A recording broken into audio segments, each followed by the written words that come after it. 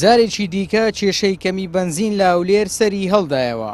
چەند ڕۆژێکە ئەمە بۆتە بەشێک لە دیمەنی شارەکە. شوفێران دوای نۆرەگرتنێکی زۆر بنزین بە 750 دینار وەردەگرن. بەجێریشکردن سەم 30 دقیقە ڕێکە ڕاوەستاما لێرە 30 دقیقە هێشتا نەگەیشتان بەلایکەم 20 دقیقە 25 دقیقە کەشیمانە تا دەگەن. ڕێژەی بەنزینخانەکان کەمن، ڕێژەکەی کەمە.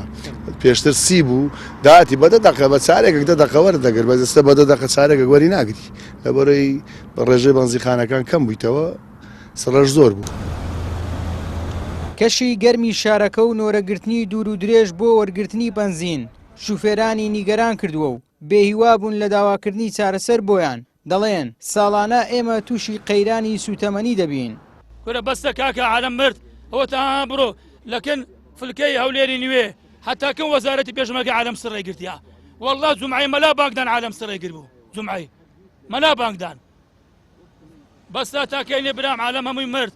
ئەوە ژیانە لۆم دەرەچێ عالەم هەموو سارەیە خانیەیە کورە عالەم ساری و خانیەیە ئیشی کردێ دەوامی کردی ئەوەشی نادێ. ئەو کێشە ئەگەر تەنها ئەو ساڵیان هەموو ساڵەیە ناکو معدل بەردەوامە هەموو سارێ دائیمەن یان ئەزمەی غازیە یان بنزینە یان نەفتە مهمە ئەزمەی بە ئەزمەی بەڕێ دەکەین.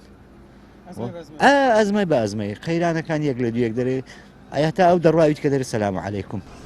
ماوەی چەند ڕۆژێکە ژمارەی ئەو بەنزینخانانەی لە هەولێر بەنزینی حکومی دابەش دەکەن بۆ تا نیو هێندەی جاران. بەپێی زانیاریەکانی پەیام هۆکارەکەی ئەوەیە گرێبەستی کۆمپانیای لاناس کۆتایی هاتووە. لە شاری هەولێر نرخی بەنزینی بازرگانی نۆرماڵ بە 890 دینارە.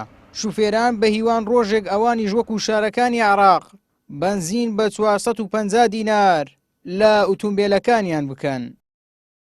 ئیبراهیم زیاد، کەناڵی ئاسمانی پەیام، هەولێر.